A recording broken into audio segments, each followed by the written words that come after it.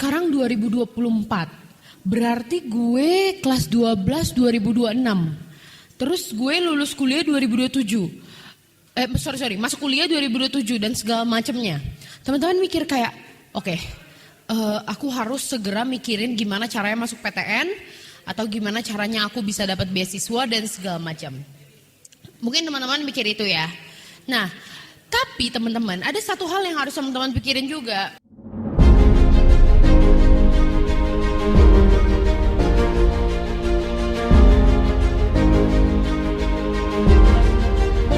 Oke, jadi kita bakal ngobrol soal masa depan dan cita-cita. Rasanya tuh kayak ngobrol apaan nih? Kok ngomongin masa depan? Kita fokus ke yang sekarang aja lah, gak usah ngomongin nanti. Gitu misalnya kan. Nah, tapi ini beda teman-teman.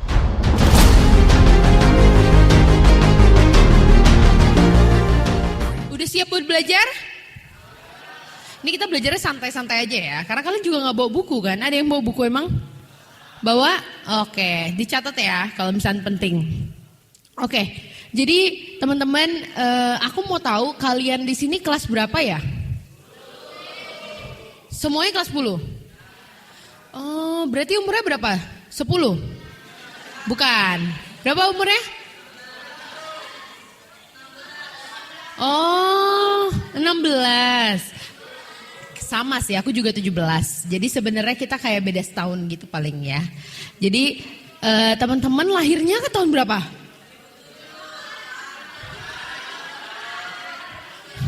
Oh my God. Oke, cukup. 2008 kalian lahir, luar biasa. Aku udah kelas 2 SD waktu itu. Oke, jadi thank you guys. Umurku 23 tahun.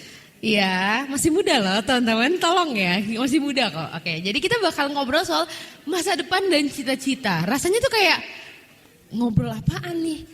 Kok ngomongin masa depan? Kita fokus ke yang sekarang aja lah, gak usah ngomongin nanti gitu misalnya kan.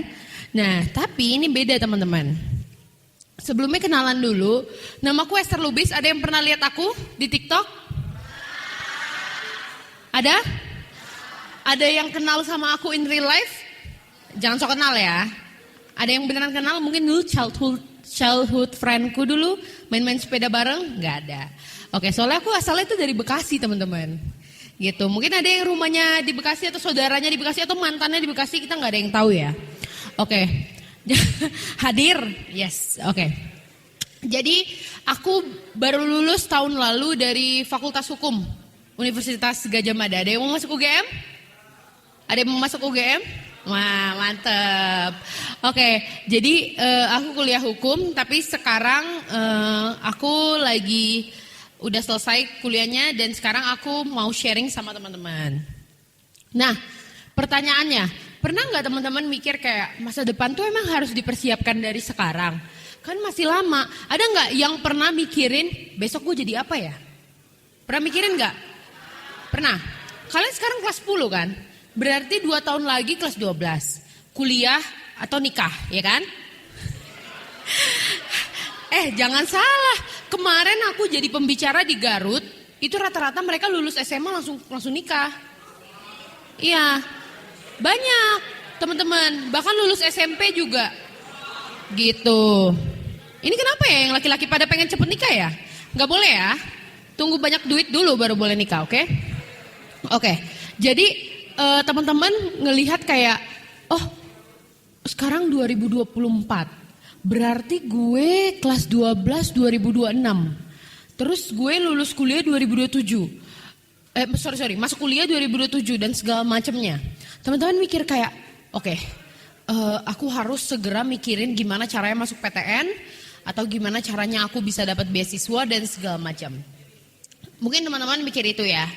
Nah, tapi teman-teman ada satu hal yang harus teman-teman pikirin juga. Nih, coba kalian lihat. Setelah tamat, kalian itu mau langsung kerja, pikirin ya. Oke? Coba kita dulu, kita tepuk diam dulu. Tepuk diam. Oke. Nah, jadi ini ada yang udah tahu nggak? Kayak misal setelah tamat, aku mau langsung kerja nggak ya? Coba pikirin. Aku tamat langsung kerja, atau aku tamat kuliah, atau aku tamat jadi langsung nikah, aku cari pria-pria kaya, atau aku bakal masuk jurusan apa ya? Nah, pikirin dulu nih, ya kan? Nah, mungkin kalian mikir kayak masa SMA ini adalah masa yang dimana aku gak perlu stres-stres banget. Aku harus enjoy my 17 life, high school in Jakarta. Aku harus bener-bener merasakan itu semua gitu ya kan. Soalnya aku high school in Pekanbaru teman-teman, aku sekolahnya di Pekanbaru. Jadi sebenarnya kalau menurutku ya, masa SMA ini adalah masa-masa pembantaian kalau menurutku. Karena di SMA ini kamu tuh harus berkorban untuk hidupmu yang lebih baik ke depannya. Kenapa? Contoh simpel, aku dulu kelas 10 kayak kalian yang gemes-gemes cimit-cimit ini. Kalian tahu SNBT, SNBP kan? Tahu kan? Dulu tuh kalian udah tahu sistemnya nggak? Atau masih kayak agak abu-abu dikit-dikit masih mau belajar-belajar? Aku udah tahu sistem itu dari aku kelas 8. Jadi aku anak pertama. Ada yang anak pertama? Ya banyak ya harapan keluarga di pundak kita. Oke. Jadi kayak aku tuh tahu itu dari kelas 8. Kenapa? Karena aku tahu kalau aku tuh nggak punya backup. Backup itu maksudnya kayak cadangan gitu, ngerti gak sih? Misal kamu gak masuk PTN, kamu masih bisa kuliah swasta atau segala macam kayak gitu. Nah kalau aku udah dibilang di depan mataku langsung dibilang gini, pokoknya kalau gak kuliah negeri gak kuliah. Kayak gitu aja. Pahit-pahit aja kita ngomong ya kan. Jadi kayak langsung dikasih tahu. Terus aku langsung kayak, seperti ini ternyata kenyataan hidup ini. Ternyata banyak yang harus ku perjuangkan gitu loh. Apalagi aku adiknya 3. Jadi aku berempat teman-teman. Adikku paling kecil tuh umurnya masih 7 tahun. Kecil banget ya. Iya benar. 7 tahun. Kamu umurnya berapa? 10 kan? Beda 3. Oke. Jadi di sini. Oke, tepuk diam. Oke. Khusus untuk SMA 34 Jakarta. Ini for your information ya teman-teman. Kak Esther yang di sini. Puji Tuhan, aku tuh udah ngisi 570 seminar lebih dari 2021. Tapi aku jarang mau ketemu anak SMA. Karena aku lebih suka ngisi anak kuliahan. Tapi khusus buat SMA 34 Jakarta apa sih yang enggak, ya kan? Karena biasanya anak SMA tuh berisik-berisik, aku agak ilfeel gitu kan. Jadi misal aku ngomong mereka berisik, rasanya mau kutempeleng. Tapi kan gak boleh anak orang, ya kan? Jadi kayak makanya aku harus piki-piki gitu loh dalam memilih audiens. Tapi karena aku tahu kalian pintar-pintar makanya ACC lah ya kan. Nah terus untuk teman-teman makanya aku mau kasih tahu ke kalian mumpung masih kelas 10 supaya nggak salah. Karena kalau dari kelas 12 udah jadi bubur. Susah beb, serius. Nih data BPS ya, data BPS 2022. Aku sengaja taruh meme-meme gini ya supaya kalian fokus, oke? Jadi pemuda yang bekerja didominasi lulusan SMA sederajat itu 51,11%. Ya, bayangin itu setengahnya lebih, ya kan? Berarti lulusan SMA. Kita kalau mau ngomongin soal pendidikan di Indonesia, itu tuh prosesnya panjang. Karena lulusan sarjana aja cuma 4,8% di Indonesia dari 270 juta jiwa. Bayangin, berarti banyakan yang cuma lulusan SD dong. Ya kan? Kenapa anggaran negara APBN 20% untuk pendidikan setara dengan 444 triliun? Kenapa banyak banget?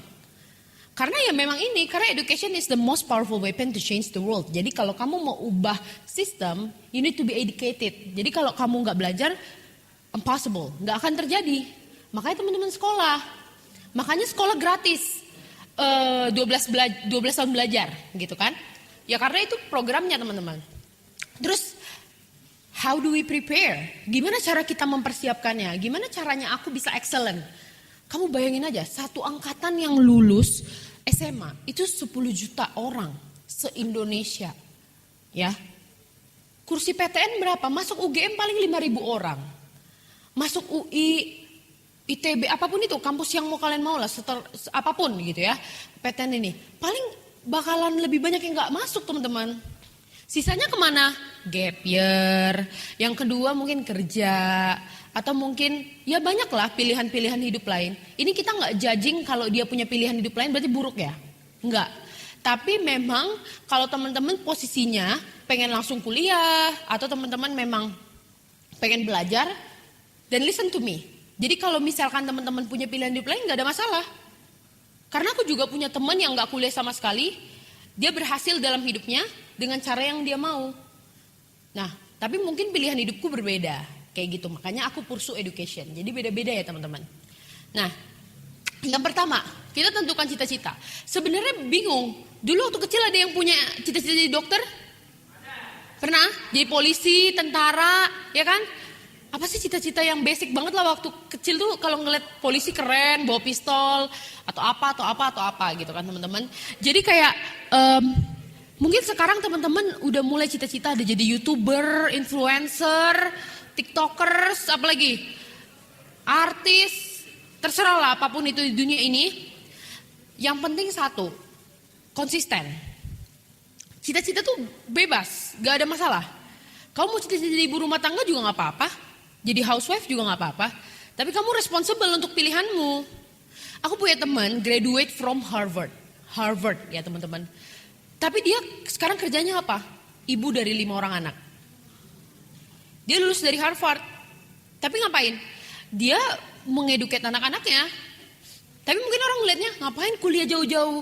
Toh juga kerja di rumah. Toh juga cuma ngurusin anak. Sejak kapan ada kata cuma untuk ngurusin anak? Susah kan? Coba bayangin kalau ibunya tidak baik. Apakah anak tersebut akan baik? Susah. Karena pintu pertama sekolah anak-anak tuh dari orang tuanya. Gitu. Nah, jadi teman-teman tentukan cita-cita. Dulu cita-citaku itu reporter. Aku punya cita-cita spesifik. Aku gak pernah cita-cita jadi dokter atau apa. Karena aku suka jadi attention seeker. Tapi aku gak mau jadi kayak artis atau kayak pemain film yang kayak gitu loh, yang di TV atau sinetron gitu. Dulu. Terus habis itu sampai SMA pengennya itu, terus ternyata ditampar realita kehidupan dan akhirnya kita memilih education yang lain, pilihan yang lain gitu. Misal aku ternyata ngambil jurusan hukum. Dulu aku cita-citanya jadi apa? Jaksa. Ngelihat kayak jaksa, keren banget ya. Atau nonton drakor jadi pengen jadi jaksa gitu kan. Ya gak sih? Kalau nonton apa jadi lawyer atau nonton Queen of Tears ngelihat Baek Hyun Woo jadi lawyer jadi pengen jadi lawyer gitu kan atau segala macam. Itu, pilih dulu cita-citanya, oke? Yang kedua, asah keterampilan kompetensi dan rencanakan langkah-langkah yang tepat. Nah, sekarang kita ngomong dulu. Gimana caranya aku menentukan cita-cita? Simpel banget teman-teman. Jadi kalau misalkan kamu mau nentuin cita-cita, kamu tuh harus tahu kamu sukanya apa, gak sukanya apa. Jadi misal teman-teman di sekolah, kalian ini ada IPA IPS gak? Gak ada ya? Berarti kalian belajarnya apa? Semuanya ya? Peminatan belum ya Bu ya? Belum ya kelas 10 ya? Nanti kelas 11 baru peminatan. Apa tuh peminatannya? Contoh. Fisika. Jadi misal belajar semua sama peminatan fisika gitu. Kimia tetap belajar? Enggak. Oh, I see. Oke, dulu aku IPS. Jadi aku belajarnya geo, eko, sosio yang kayak gitu-gitu. Nah, dulu aku kayak gitu dan sekarang itu teman-teman berbeda. Nah, sekarang kalian cari tahu, aku tuh orangnya yang thinker, aku suka sesuatu yang praktikal atau aku gampang untuk menghafal. Karena menghafal dan menghitung itu bisa menjadi salah satu tolak ukur untuk kamu tahu kamu mau ngapain. Contoh simpel, kenapa aku masuk jurusan hukum? Karena nilai UNMTK aku aja 4,7. Kayak aku gak suka menghitung sama sekali. Tapi bisa cum laude gak di hukum UGM? Bisa. Gak ngulang matkul bisa gak? Bisa. Bisa masuk UGM gak? Bisa. Karena aku tahu apa yang aku gak suka dan apa yang aku suka. Jadi daripada kamu fokus ke apa yang kamu gak bisa, mending kamu fokus ke apa yang kamu bisa dan kamu bisa expert di sana. Karena kita tuh sering fokus ke kayak, aku gendut, aku berlemak, rambutku keriting, atau aku rambutnya jelek, apa segala macam, fokus ke jelek-jelek aja. Tapi nggak dilihat hidungnya mancung, matanya besar, nggak dilihat yang kayak dia bahasa Inggris bisa, nggak dilihat yang bagus-bagusnya. Nah, coba dipikirin, coba lihat dirimu apa yang kayaknya aku tuh suka gitu. Nah, terus teman-teman, rasa percaya diri itu bukan sesuatu yang cuma diomongin. Jadi bukan cuma kayak oh aku harus pede tulis segala macam. Kamu tuh harus memberikan afirmasi positif ke diri kamu. Mungkin kayak teman-teman sebelum berangkat sekolah, teman-teman kayak ngeliat ke kaca terus ngobrol, bilang kayak, anjir cakep banget gue. Kayak misalnya cantik banget gue, oh my god kalah sih, Ariana Grande kalah sih. 11-12 gitu. Atau aku gak tahu ya kalian kelas 10 karena kita umurnya beda 8 tahun. Jadi aku gak tahu apa yang kalian tonton. Kalian nonton apa sih? Ada nonton sesuatu gak? Atau kalian gak nonton TV? Atau kalian gak nonton Netflix atau gak nonton apapun? Apa? One Piece? Apa sih? Apa? Drakornya apa? Sebut-sebut. Queen of Tears. Tentang suami istri ya yang ditonton. Oke. Jauh ya dari peradaban dunia. Nah, jadi ini, mungkin ini yang paling relate sama teman-teman. Oh, ini bentar, belum. Oh, ini kayaknya udah beda ya.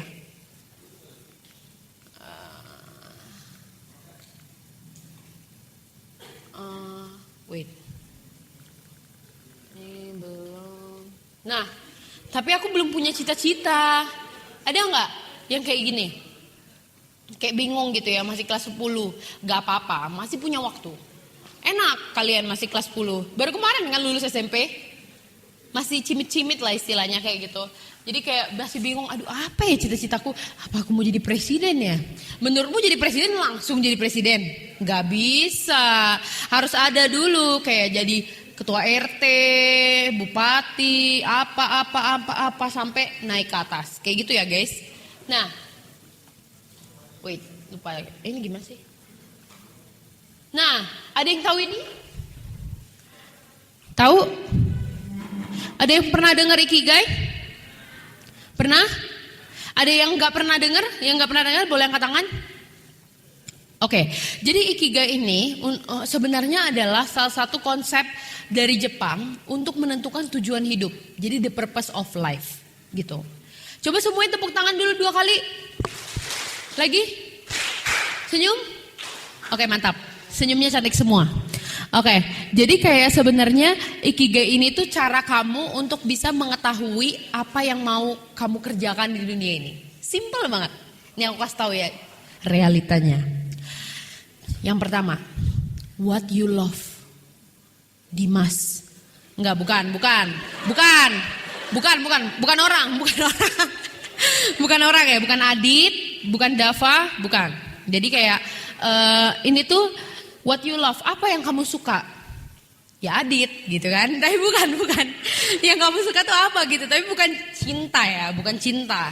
Tapi kayak gue suka banget nari, gue suka banget bacot, gue suka banget gue suka banget matematika, fisika, lalala gitu ya. Udah nih, kamu udah tahu nih kamu sukanya apa. Siapa di sini yang lebih suka menghitung daripada menghafal? Angkat tangan? Oke. Ada yang lebih suka menghafal? Oke, bagus. Nah, jadi teman-teman ternyata lebih suka menghafal kan? Nah nih, kalian cek, udah dapet nih, gue sukanya menghafal. Terus, what you're good at? Kamu jago nggak ngapal? Misal kamu suka nyanyi, kamu jago nggak nyanyi? Ini suka doang, bagus enggak. Yang lainnya mungkin yang oke, kamu suka, tapi semua orang merasa terganggu karena kamu nyanyi. Misal kayak, berarti coret. Cari yang kamu suka, kamu jago nih, dah kan? Misal gue udah suka nyanyi, suka nih sama jago nyanyi. Apa lagu yang lagi kalian denger? Somebody Pleasure tau nggak? Yang mana? Yang mana lagunya siapa? Lagu TikTok itu yang sometimes to figure it out, itu kan. Nah, jadi misal kamu suka, terus kamu suka lagunya, kamu jago nyanyinya, terus habis itu kamu dibayar gak untuk itu? Kamu butuh duit gak? Menurut kamu bisa gak kerja kalau gak dibayar? Enggak, butuh duit kan? Nah, udah cari tuh. Terus habis itu, apakah dunia membutuhkan role itu? Aku kasih contoh simpel. Kak Esther, suka ngomong gak? Suka. Dari dulu lombanya apa? Lomba debat. Jago gak? Jago gak menurut lo? Jago. Yang ketiga, dibayar gak? Dibayar lah. Terus habis itu what the world needs, dibutuhkan nggak? Butuh. Nah, dunia ini butuh educator, butuh orang-orang yang berani untuk menggunakan suaranya ketika orang lain tidak bersuara. That's why motto hidupku adalah use your voice for the voiceless. Gunakanlah suaramu untuk orang-orang yang gak bisa bersuara. Makanya guys, ini yang mau aku tunjukin ke kalian. Nih, jika kamu tidak bekerja untuk mengejar mimpimu, maka orang lain akan memperkerjakanmu untuk mengejar mimpi mereka. So make sure you work hard for it. Kamu pilih, kamu mau yang diperkerjakan atau yang memperkerjakan. Soalnya hidup ini pilihan, gak bisa semua orang masuk. Ini kapasitas ruangannya misal cuma 300. Terus yang lain mau masuk gak bisa, gak muat. Kalau dia masuk harus mengorbankan 300 ini yang ada di dalam. Sementara kita ngikut majority vote, suara mayoritas. Kayak gitu teman-teman. Jadi kayak mungkin kita mikir kayak hidup ini gak adil ya. Lah emang, siapa yang bilang hidup adil? Life isn't fair, right? Kayak mungkin ada orang yang bisa lebih susah, lebih mudah atau untuk mendapat akses, mungkin privilege, bapaknya punya kelapa sawit 200.000 hektar atau segala macam. Nah selama kamu gak punya backup itu, selama kamu masih merasa gini-gini, simple aja. Kalau kamu punya pilihan untuk leha-leha, berarti kamu privilege. Tapi kalau kamu gak punya pilihan, mau gak mau harus belajar, kamu pasti tetap belajar. Karena orang itu bisa lebih santai karena dia punya pilihan. Pilihan untuk naik Gojek. Padahal harus jalan kaki kalau gak ada duit, ya kan? Misalnya kayak pilihannya ada gitu loh. Karena berarti kamu masih punya kesempatan itu. Bersyukurlah karena punya kesempatan itu. Tapi di sini kalau misalnya gak punya kesempatan itu, teman-teman harus lihat apa yang bisa aku lakukan gitu. Nah nih, aku kasih contoh dikit lah ya perjalananku. Oke. Jadi teman-teman, kan aku kuliah di Fakultas Hukum. Aku tuh dari dulu nggak langsung keren, ntar ya. Lupa gue mana nih foto gue, ntar ya teman-teman. Nah, ini aku masih SMA nih. Jadi aku dulu waktu SMA umur kalian berapa? 16 tahun kan? Waktu seumur kalian aku ke Malaysia untuk ngajar. Ini di Kelang Malaysia yang di bawah. Itu dari Kemenpora programnya. Kok bisa tahu? Karena aku cari tahu. Aku cari tahu dan aku daftar. Jadi dulu aku gini teman-teman. Jadi aku tuh lahir kaya. Kaya banget. Tapi hidup itu turun ke bawah. Jadi I wasn't born poor, tapi aku tuh lahir hidupnya enak. Punya supir, punya mobil, tapi hidupnya turun ke bawah sampai aku SMP itu jual susu kedelai setiap hari. Satu susu kedelai harganya 2.000. Jadi aku bawa 10 biji, berarti kayak 20.000 ya setiap hari gitu. Terus habis itu aku ngelihat, oh I have no backup. Jadi kalau gue gak kerja ya gak ada orang yang bantu gue gitu. And then umur 16 tahun gue masuk SMA, gue ngajar bahasa Inggris. Setiap pulang sekolah ke anak-anaknya temen mamaku. Itu aku dibayar 100.000 per kepala. Aku ngajar 5 orang. Jadi gajiku tuh kayak 1,5 juta lah per bulan. Waktu aku SMA kayak kalian gini. Nah terus habis itu dari pengalaman itu aku pakai deh untuk aku daftar program ngajar ke luar negeri ini. Nah dari situ teman-teman, karena yang kayak gitu, akhirnya aku terbiasa untuk memacu diriku untuk berdamai dengan kegagalan. Menurutku kegagalan hal yang biasa aja. Karena harus dari muda ini kita habisin jatah gagal kita, supaya nanti kita waktu udah makin tua kita nggak fokus ke sana. Lalu aku dapat kayak ke Bandung, ini aku dari Riau ya, ke Bandung untuk program dan segala macam. Sampai ujungnya, nah ini, aku baru aja pulang dari Amerika. Jadi aku kemarin sekolah di Amerika, dapat beasiswa dari pemerintah Amerika Serikat, dari presidennya Joe Biden dan segala macam. Nah itu juga proses dari itu semua teman-teman. Jadi itu nggak bisa tiba-tiba. Semuanya itu benar-benar dari apa yang kamu lakuin, kayak gitu. Untuk kalimatnya Kak.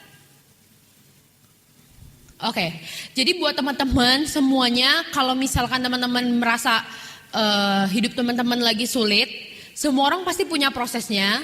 Jadi aku sendiri bersama Muda Berdaya, aku ngajak kalian, aku Esther Lubis, Mari teman-teman semua menjadi anak muda yang berdaya sejak muda. Thank you semua for listening. Nanti kita bakal ketemu lagi. Thank you.